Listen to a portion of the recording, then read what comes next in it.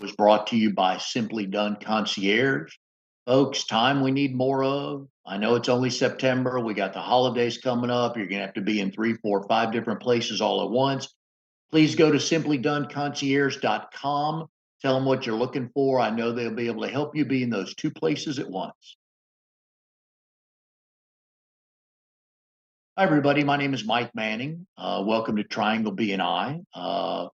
This is a show about meeting local small business success stories. If you are not familiar with BNI, it is Business Networking International, the world's largest networking organization. Our little slice of heaven here in the Triangle is Raleigh, Durham, Chapel Hill, and all the surrounding towns. And every now and then we jump down to Fayetteville, we go out to New Bern, we go out to Wilmington to meet our other friends. And that's who we have with us today, our local small business success story is Laura McGrath. She is the owner of LJ Novel Solutions. Laura is a member of the Hall of Famers chapter in Fayetteville. They meet Thursdays at 8 a.m. on Zoom. She is the incoming vice president. We have a bunch of things to talk about with Laura. Good morning, Laura. How are you? I'm good. How are you, Mike? Doing well. I normally am in the studio, in Amnon's studio, but I'm not there today. So if you see me moving back and forth, that's because I'm old and I'm standing and I can't get comfortable and all that good stuff. So I'm still laser focused on the show, but I'm one of those that just kind of has to move a little bit. So No anyway, worries. glad you're here today. So Laura is an event planner. Um, it sounds really easy. It does sound like a lot of fun. It sounds really easy, but it's not. So you must love playing air traffic controller. I feel like it. Sometimes I need those cones, to just start, this way, that way, put it here, put it there. I think that would be helpful. It's a lot of logistics. It's a lot of organizing your thoughts, your plans. The smallest details need organizing. Um, it's a lot to put together to create a whole nice plan. We've all been to enough weddings where we know that, oh, you see something or you see something and just, oh, wow, Yeah. that is awesome. So we do those. We've been, I don't know, has anybody ever thrown you a surprise birthday party before? They have not, because No, yeah. as my husband will always say, I am not good at surprises. I'm very nosy and I'll find them out. Yeah. I had one. So we were living in Florida. So this was probably what, 2001. I think it's about 2001 because I was turning 40. I think you were 6 at the time. And it's funny, you don't realize I blew through so many signs, but I didn't know about it because I wasn't looking for them, right? People say, Hmm. hey, I know we're headed home. Let's just stop off here for a second. I found out later the home wasn't ready for us. So we were close. So you get to work with all kinds of different people. You do weddings, you do birthday parties, you do graduations, all kind of things. How did you get into this line of work? So it's kind of a fun story, I guess. I've always been an x-ray tech. Um, I am a military spouse and we move a lot. Um, I know you'll hear stories over the years where like nurses and people like that, as they travel all these different states, there's a lot of different qualifications you have to meet. A lot of different certifications you may have to get for the state. You have to get different licensing. We've moved to California a couple of times. We've just been bounce back and forth. So it's been difficult keeping a steady x-ray job. I generally worked in orthopedics. I like good fractures and, the sutures and the staples and all that good stuff. So it became a problem, probably our last PCS, which is when we moved to a different duty station. It was going to be costing me about $300 or $400 just to get all my certifications changed. So I told my husband, I said, I think I need to change. I need to look at something else. And along the way, I've actually always done events. I just do them for free and I did them for fun. In our units, I did a lot of the family events. Friends that I make along the way, I kind of was a baby shower queen. I would throw baby showers for our unit for ladies I've maybe met one time. But it just became it's just as fun for me. I love it. I love people. I love socializing. I like making people have fun. I think a lot of times the world gets a little too busy and you don't take time to appreciate each other and those little moments. Of the first, onesie that maybe you open for your first kid at your baby shower, and you're holding that little onesie and you put it against your belly and you see that mom just glow. I also glow. I live very vicariously through my clients. When I see their happiness, it melts me. Um, a wedding, when I see that groom and that tear starts coming, or that father of the bride is trying to hold it in while he's walking her down the aisle, I mean, goodness, it's everything in me to hold it in too. I love that. And so I just kind of got to looking online when we moved back here to North Carolina from California in the beginning of this year. And I just got to looking and I was like, you know what? I'm gonna I'm gonna do something. I'm gonna do something different. Don't know how, don't know why. So I looked into different certification programs, found some great programs for event planning. And I was like, I do that. Why not get a certification in it? Make me feel a little bit more legit about myself and maybe teach me more aspects of it that I probably don't know. Because I do, the decorating, the planning and stuff, but to have a legitimate system would be very helpful. So looked into it, easy 6-week course, got me certified. I immediately just started looking into all the aspects and it took off. You're talking about weddings years ago. This was after Becky and I were married, so this is a long time ago. Friend of mine, we were talking about weddings one day, and she said, if you really want a great view of a wedding, is just watch the groom watch his bride walk in. Oh, And it the melts first you. the next wedding I went to, I did that. It's like, I hope I look like that when Becky was walking down the aisles. Those are some of my favorite pictures that the photographer gets because, a lot of people, they're trying to look at both directions because they want to see that groom, they want to see that bride. And so they sometimes will miss that small moment when Yeah. that groom sees her for the first time. I mean, that's one of those earth-shattering kind of moments. Mhm. Um, it's really amazing, and I love that detail. Now, how involved are you in the reception when the bride and the groom and the wedding party decide what music they want to enter with and what dance moves they want to do as they're introduced? Because those Um, are always fun. so it definitely depends. I use many vendors, and different DJs have kind of different sets of rules. So, I may have a DJ who's like, we line everything up perfectly. You need to pick a fast song for this. You need to pick a slow song for this, a slow song for this. And then some are just like, pick your favorite songs. I'm gonna piece them in here how they're gonna fit. But usually, what I try to tell them is when you're entering, you're speaking volumes about your friends. When they're doing their entrance, your bridesmaids, your groomsmen, they may be your best friends since second grade. It's good to come up with a fun song that represents you. Now, some people get a little crazy and they just pick whatever the latest hip hop, whatever is, they come in, shaking it down. And I've had people coming in with, what did they have on? It was like a cooler and they had it kind of cross bodied and they were handing out beers on their way down the aisle. So I've quite truly had everything. Um, but the music, I definitely give them guidance, but everybody has such a different variety of music they listen to. I definitely let them pick their favorites, but I always recommend, pick something that represents you. Don't just go with the flow. Don't pull up what is today's greatest hits and pick the number one. Pick something that means something to you. Yeah, my one of the things I look for at weddings, because I'm a not a non-dancer, I'm a can't dancer. Oh, Can't find the beat, can't do anything like that. And I always like to watch the couples come in because usually one of them can't dance and the other one can. And yes. I just chuckle because, like, yeah, that's me and my wife.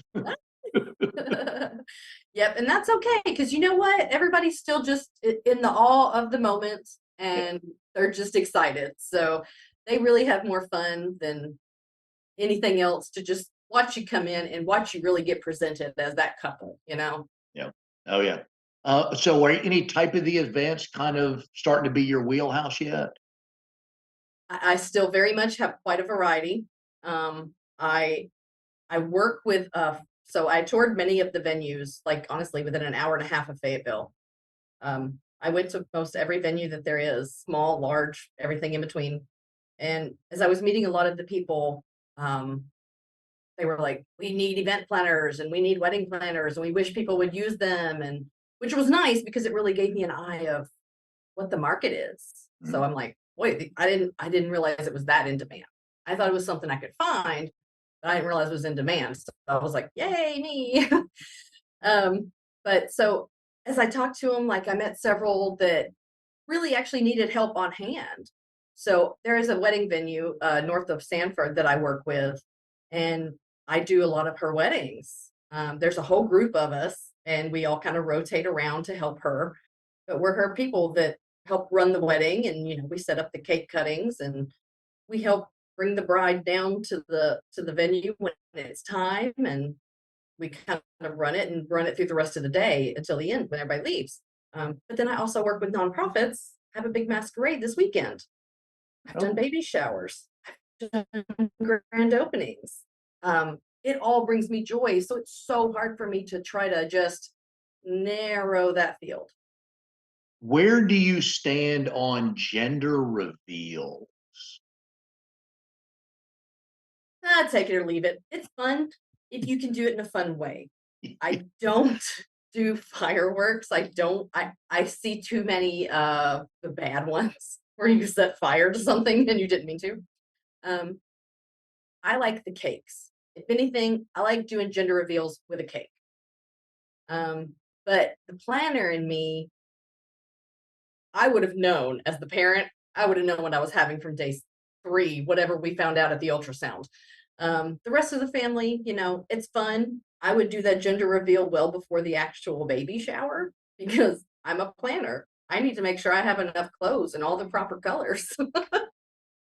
I enjoy hearing stories.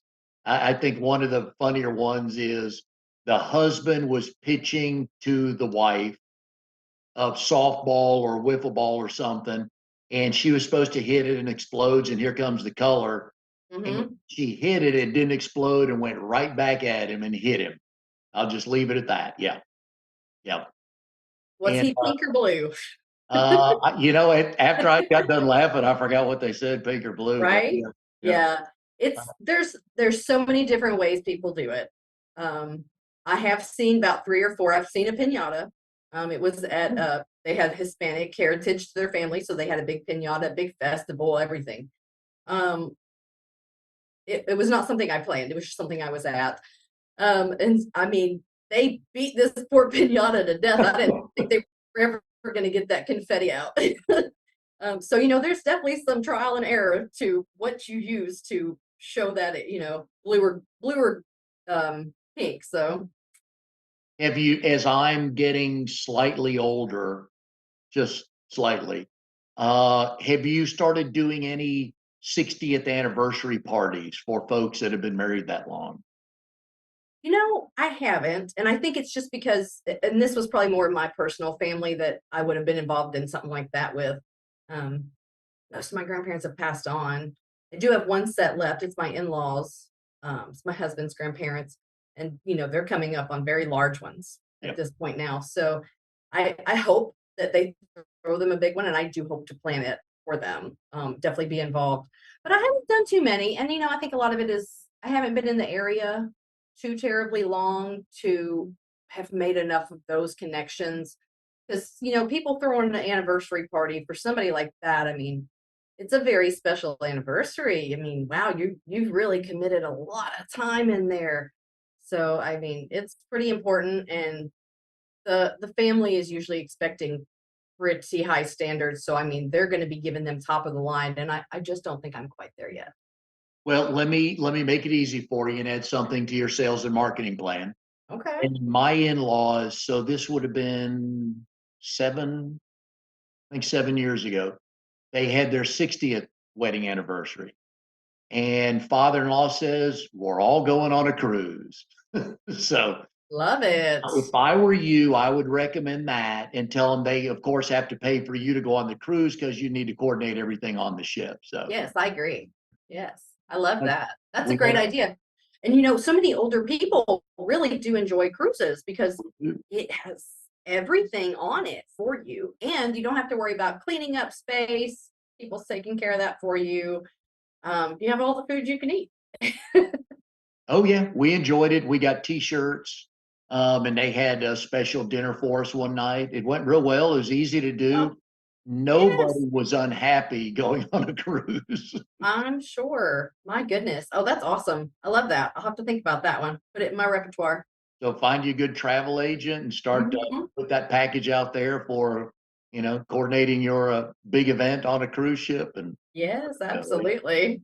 all right. So one of your previous jobs was retail sales. I spent about a minute in that. I've had friends that have been in there a lot longer. There's always a good story. So tell me when your retail sales career started.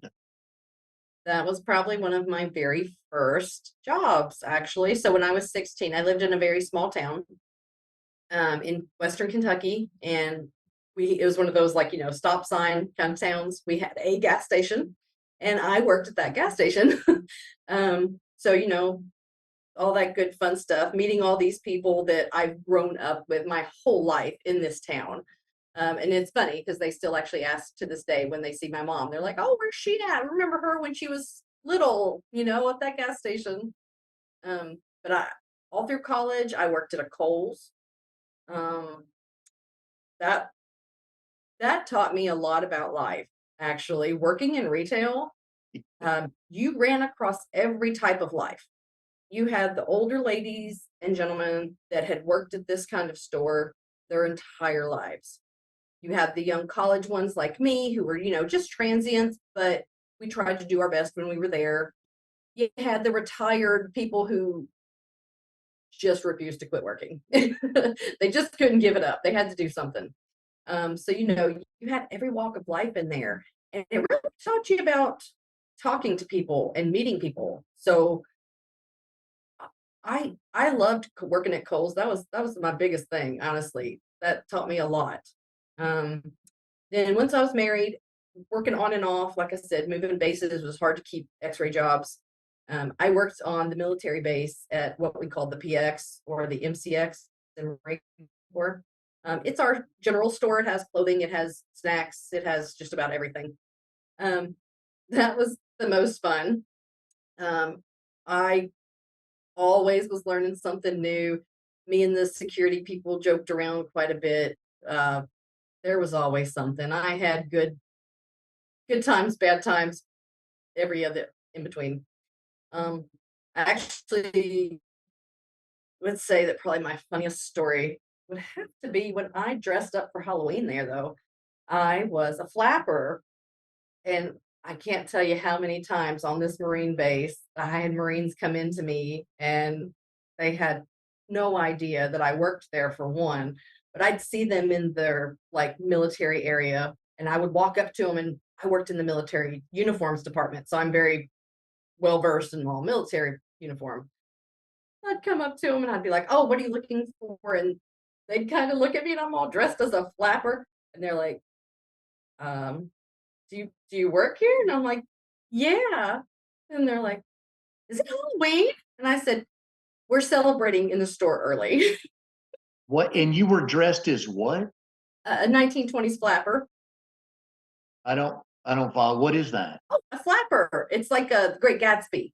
Oh, yeah, gotcha. Okay. All right. Yes. Okay. I get it now. But we were celebrating a little early in the store Yeah. because the way it fell, we actually had a big inventory coming up, so we weren't going to be able to dress up for it. But we were having a big contest in the store, so we were all like, "Let's do it a day early," and it just confused so many people.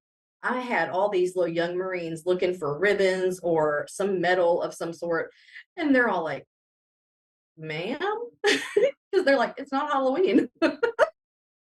But it was fun because I took a lot of actually young Marines under my wing. And so that's probably my other favorite stories. I actually followed a Marine for the 2.5 years that we were at California. I helped him. He would come in and talk to me every time he had a uniform inspection because I would help get him straight. I made sure everything was lined up. I made sure all of his EGAs were turned correctly, and I would help him make sure that his shoes, I'm gonna call them shoes because y'all won't know what I call them if I call them else. Made sure they were shined and correct and that everything lined correctly on the seams. So I really took him under my wing, and it was funny because he was really sad when I left. He actually came in asking for me about a week after I had left. And they were like, "Oh, we're so sorry. She actually PCS to her next duty station." And he was like, "Well, what am I gonna do now?" So my biggest thing is definitely in any job I work at, I I really I really put my whole self in it. That's my biggest thing. And I think I do that with everybody. In any job, any relationship I have. It's all me. It's And it's I the whole going thing. back to the different types of people that work in retail, and I do the grocery shopping for us Mhm. early in the morning, and I go to Walmart. I'm there at 6 or 6:15 on a Saturday usually. Very few people are there. Sure. And there's a nice older lady that works the front door checking your receipt. Mhm. And I guess I'm falling into that aging category. About every other week, she and I will swap bad dad jokes for each other.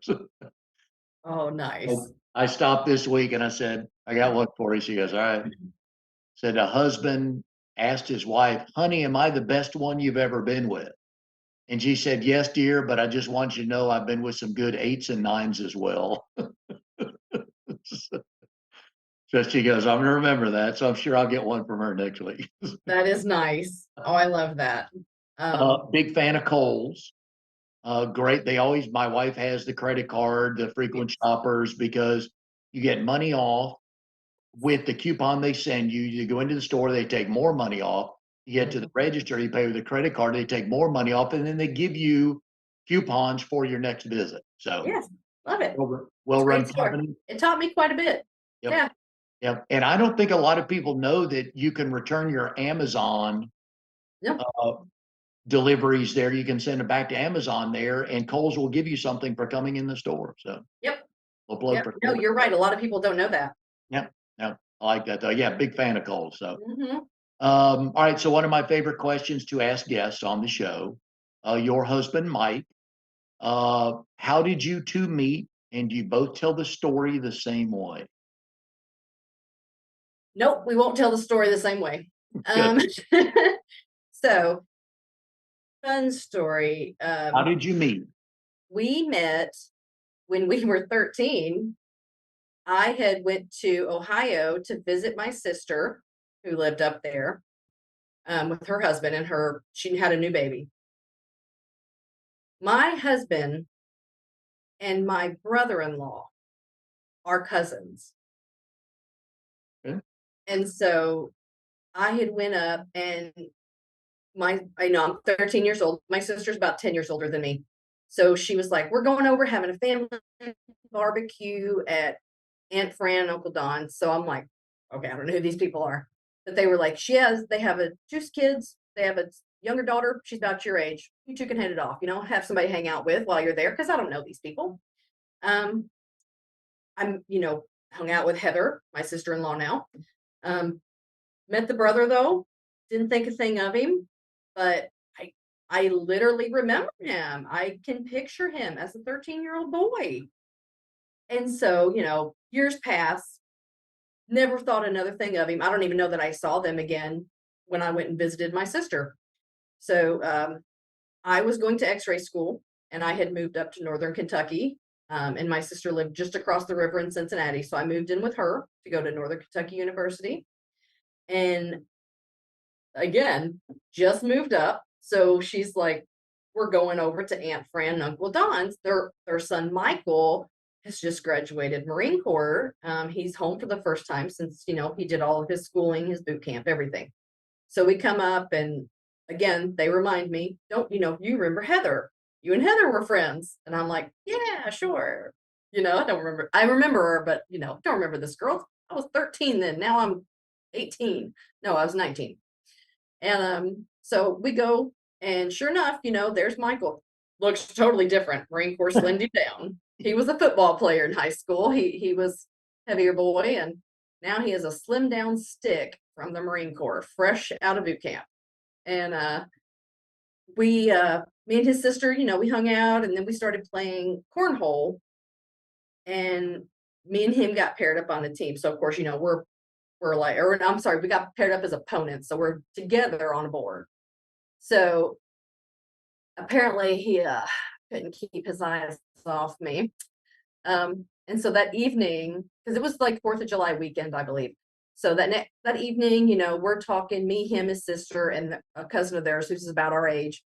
And we're just all kind of chit-chatting, talking about what we're going to do for the 4th of July and stuff. So it was later in the evening, probably around 8, 9 o'clock. And they were like, what, you want to go out, do something? And I'm like, sure, let's all go. So we went down into Kentucky to Newport on the Levee, which is, it's just kind of a big hangout place. They have like an arcade. They have all kinds of stuff down there.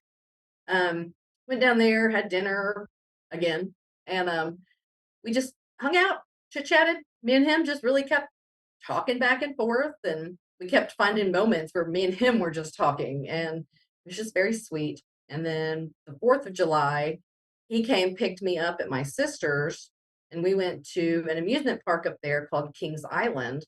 I feel like it may have changed its name now, but I'm pretty sure Kings Island's still in there. We spent the whole day together, and by the end of the day, we were holding hands. He left like 2 days after that, maybe, to go back to California, and we literally have not stopped talking since. We talked every day, and even when he deployed, we would write letters, and we would get letters in the mail, and they would be every day. All right. Now, how does he tell the story? He swears he doesn't remember meeting me at 13. Okay. Yeah. He's Um, a player. Yeah. yeah, and he would definitely say that we hung out and that it was nothing more. But by the end of the 4th of July, when we were holding hands at Kings Island watching the fireworks go off, yeah, he was pretty done. Um, he said he got back to California, and his bunk or his roommate, they were laying there in the bunks just talking about, what had happened while he was gone. And he was like, I just can't quit thinking about this girl. And his roommate was like, call her now. And he called, and I answered, and like I said, we have talked every day since. When did you know it was going somewhere? Oh, Rob, I would say probably the first time, because he flew me out to California about 6 months in, because I had started school and X-ray was very busy. It was a full-time thing. So full-time class, and then I had clinicals as well. And those were full-time pretty much. So about 6 months in, it was my first, like, I think it was probably Christmas or something. He was like, come out here. He was like, I can't come home. He was like, he's like, the way work schedule worked, he's like, I can't come home for Christmas. He's like, why don't you come out here? So I did, and I flew out, and we went to Vegas for Christmas. And, just for a couple of days is all he was able to get off, but it was so nice. And just being there, like, with him, and we're walking the strip and holding hands. And, like, of course, we walked past little Whitechapel and stuff like that. So I don't know, there was something that clicked. And so when I went to leave, I really didn't want to leave. And it was probably one of the hardest goodbyes that we'd ever had. Because it was just, I was like, I know that I literally can't touch you for at least another 6 months. And so it was really hard, but I think that's when I probably knew. It was about 6 months in. I was just like, there's just something. And talking to him every day, it was really special. Did you cry on the plane the whole way home and you sat next to this elderly lady and she said, "Oh, sweetie, it'll be okay." Oh yeah. Oh yeah. It was bad. It was real bad.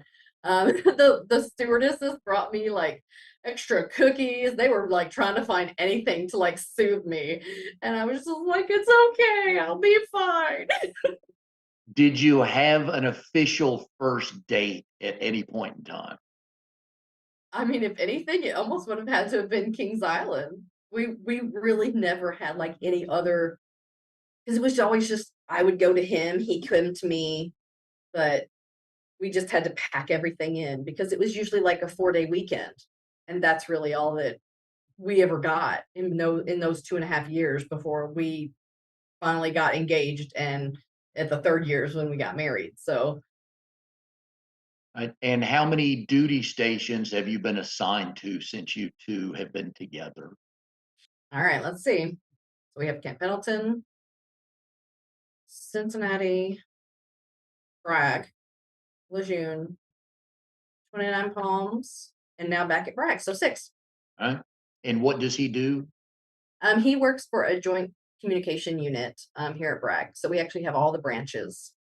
Right? And do you know how long you'll be here? Well, that is give or take, but this duty station is usually 4 to 5 years. And we have been here for just over a year and a half. Okay. All right. So you and I got some good quality chatting time last week or 2 weeks ago in Fayetteville. Your chapter had an event for realtors, and very much enjoyed the conversation. Come to find out, you are a exchange student parent. Yes. You have an exchange student from Spain. The best, and you need to tell the story again. I'm just going to say, people need to know the story about mac and cheese and your exchange student. Like, so the exchange student program it was a whole idea of my husband's. We do not have any children. So it just kind of came up as something we wanted to do. Eventually, maybe once he retires, we'll talk adoption and stuff. But this is something that we can do on a temporary basis, and it's fun. Most of these kids are very entertaining. They really want to learn. They want to come to other countries. They want to do everything we do. They just, even the smallest thing, like going for a walk in the neighborhood and walking through the woods. I don't know because it's different than their woods. So we were grocery shopping for the first time when she got here. And of course, I have no idea what this girl eats. She's told me, like, talking to her before she came, she's like, I eat very healthy. And she's like, I eat very simple. And I'm like, okay. So I'm like, I don't know, bread, water. I have no idea. So we go shopping and we're walking down these aisles and she loves pasta. So I'm like, let's pick out some pasta. I'm like, I like pasta, get up some good spaghetti sauce or something. We start going down the aisles and she is like, oh, this is mac and cheese. And I was like, yeah. I'm like, do you not have mac and cheese? And she's like, no, they do not have mac and cheese in Spain. So we start looking at all the different ones, and I'm trying to explain. I'm like, this is Velveeta. They use like a cheese squeeze pack. It's like a liquid kind of deal. And I said, then you have Kraft, and that's powder. And said, you mix butter, milk, stuff like that. And she was like, what's the best one? And I'm like, well, okay. I mean, if you're gonna ask, I'm gonna put my 2 cents in here. So I was like, I grew up on Kraft. So I was like, we have to get Kraft if you're gonna try it. So she's tried Kraft now. In fact, she has now sent it to her brother in Spain because she insists that he must now try Kraft. So she has bought her we've done the box of mac and cheese, but she has now bought the little individual ones that she can make herself, so that she can have them for snacks after school. She says it is now her favorite pasta, even though she is quite the Italian pasta aficionado. I love that story. I told my family when I got home, my boys are both big mac and cheese fans, Hmm. and they thoroughly enjoyed that story. Yeah. Yeah, I mean, like I'm sure you hear, like, we hear about sushi, but now we have sushi here. But they hear about Kraft mac and cheese and they hear about macaroni and cheese and all the different stuff, but they just don't have that there. they don't use a cheese sauce like that at all. And so it was quite entertaining watching her try it the first time because, like, I'm sitting here and I'm like, how's it taste? What do you think? And she's just like, this is so good. And I have heard from friends that Kraft versus Belvita will split a household. I've heard that. I've heard that. I mean, I know I've had both, and I don't know that if you put it in front of me, I'm if I blind taste tested it, if I would know the difference. But growing up, we just always had Kraft. It just is what we always had. That's what my mom bought. So I said, if you're gonna do it, you're gonna do what I did. So And she is here for 1 school year. she is, yes. And do they get, I'm assuming they get high school credit for doing this, right? Yes. So the way that it works, and every country is different, they have to take a required amount of classes, and they have to be specific classes. So, like, she has to take all her math here. So she has to take the same math that we take here, but it has to have the geometry, the trigonometry, the algebra, the pre-cal or calc.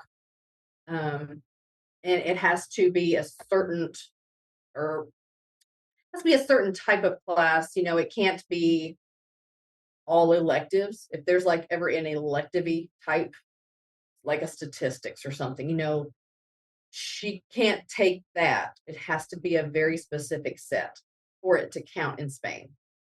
Because we were concerned with her science class. It's actually the foundation of health sciences. And I was like, oh gosh, I don't know. Is that hard enough? Like this seems this seems like a beginner class. I don't know if this is what is going to count for you. She's a sophomore, so she's at the lower level classes still. She's not at the senior level. And but so we checked and it was all okay with her country. But yeah, they have to take a required amount of classes. And it's a lot of it is the core classes. Yeah. So they have to make sure they have all of those because if they miss one or should they not make a certain grade, they will have to retake the entire year back in their country. That's not good. And they already take an extra year than us. All They right. do 13 years. So Oh, I have heard that now that you say yeah, that. Yeah. Now, I was like, oh, does she have to write a report about everything or just take the class? just take the classes. Yeah. So they do check-ins with us. They'll do a check-in with me and a check-in with her. They will see what we've been doing. And in her report, she'll kind of put what she's been doing in school with us. And that all gets submitted to the agency that we use through the State Department, to make sure that she is receiving a quality experience. And you also mentioned, I think most people know in Europe, their dinner is way later than ours Oh here. boy. Yes. Have you guys settled that time yet? Yeah, we have. This girl lives off of some popcorn too, I'll tell you that. Between mac and cheese and popcorn, she's set. Um, and hot Cheetos. That's another one too. Her fingers are actually stained red because she eats them so much. But so we've got breakfast figured out. She eats very simple breakfast. She will eat lunch at school, but when she gets home, she likes a good snack, like pretty hearty. And then we do make her do dinner. We've moved our dinner. We usually eat around 6. So we've pushed it back to 6:30. On occasion, if my husband's late, I'm very off schedule when he's late. So we'll end up doing dinner about 7, me and her. But that's been definitely hard. She went to New York first for a few days before she came here. And the kids were, most of them that she was hanging out with were from all Europe. And so they're all going to dinner at 10 o'clock at night. And their sponsors and people up in New York were like, no, you guys can't be out in New York City at 10 o'clock at night. No, you have to go back to your hotel. So they had to quickly readjust their schedule there. So by the time she got here, she understood that we don't eat dinner that late. It's like, girl, if I eat dinner that late, my heartburn will be kicking me up. I'll be up all night. Yeah, I'm with you. I'm with you on that. So, but I do find it funny. But that's where I enjoy seeing cultures come together, Love it. learn a little bit about each other, and go, "Oh, I like that. Okay, that's too late to eat, but I did like that food we had yesterday." So, Yeah, yeah, we definitely are having to, we have to play the translate game a little bit on things, especially vegetables. I don't know if they look different, but they're definitely, different words. Obviously, it's Spanish. So we were eating zucchini one night and I noticed she didn't really touch it a whole lot. So I asked her, I was like, "Oh, do you not like zucchini?" I was like, "I know you don't like green beans." She doesn't care for peas. She doesn't like squishy things. So no squishy vegetables. Um, but I had like these were like a stuffed zucchini boat. So I had scraped out, the inside, so it wasn't overly squishy. And I asked her what I was like, what was wrong with it? And because she ate all the rice out of it. And I was like, oh, I was like, I tried to make them a little more firm. And she was like, "I think I don't like this vegetable. What is it called?" And I told her zucchini. And of course, we pull up Google Translate and pop it in. And she was like, "I thought so. I don't like this. I don't like this vegetable." And I'm like, "Oh, man," I'm like, "I love zucchini. You're going to kill my shopping list here, woman." some roasted zucchini and squash with some red potatoes. Oh yeah, Oh yeah. yeah, yeah. And she's very particular about like French fries. She does not like squishy French fries. They have to be crunchy. We're finding a lot of little things. Yeah. Of course, my husband and me are both big ranch fans. They actually don't use dressings like that at all in Europe.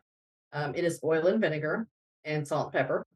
So, like, my husband just gets such a kick out of watching her make her salads because he's like, "How does that taste good?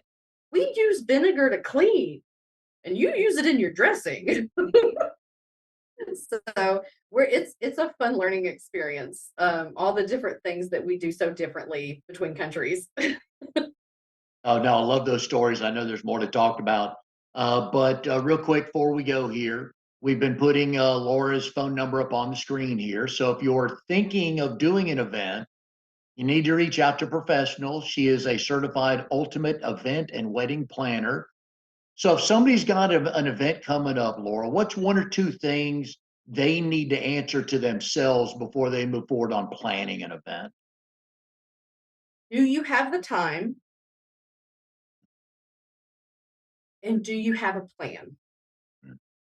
Those are the top two things because you need to make sure that you have the time to do the research if you are going to be making plans for any type of event. Because you can't just go and pick a caterer.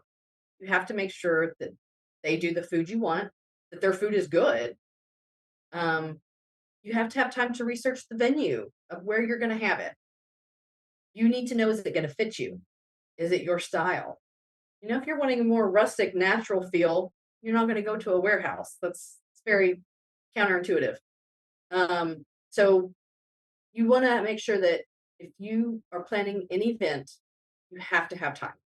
You have to have a time to do the research, to do the planning, to catch all the details. So that's why you should always call a certified event planner because we have the time and we have the processes to help make sure that every check box gets checked. And I assume the biggest mistake we make is like, oh, I thought I could do it all. Yep.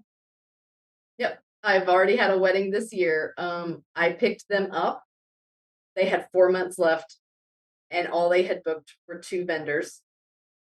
Um, it was it was a little chaotic. I overwhelmed them for sure because they didn't realize what they needed. And when I gave them the list, they were like, "Oh, we had no idea," because they were having an outdoor wedding. And I'm like, "It's summer. Like it's in August. Yeah. It's hot. We have to have fans. We have to have air movement. We need to have pallets of water." It's like these people are going to be passing out on you. I'm gonna be having to call EMTs at a wedding. So it was special. But yeah, that's probably one of the first things is that everybody thinks they can do it on their own. And if you have the time, more power to you because that's what it takes.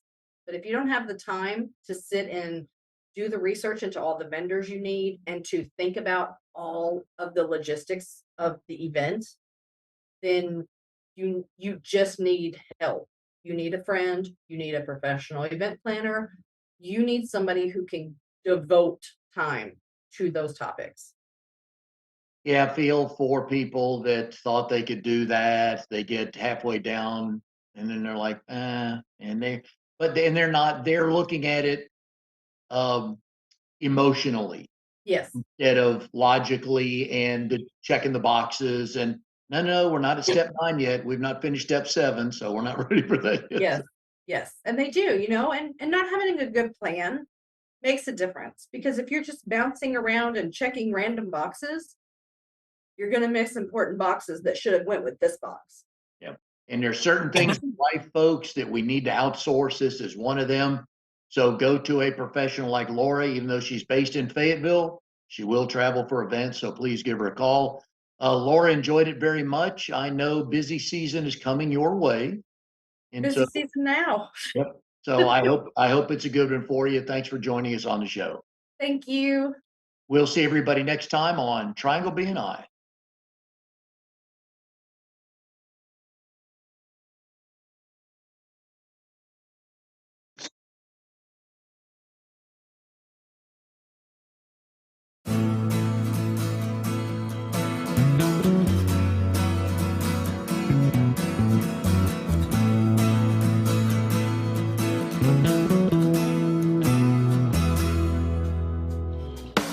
You are tuned to the Nissan Communications Network. If you tuned in too late, you can always watch each program in its entirety or download an MP3 audio file of it in the archives section at nissancommunications.com. Don't forget to subscribe to our YouTube channel, follow us on Twitter, and like us on Facebook. Sponsored by StreamingGear.com, Carolina Apparel, and DeltaForce.net.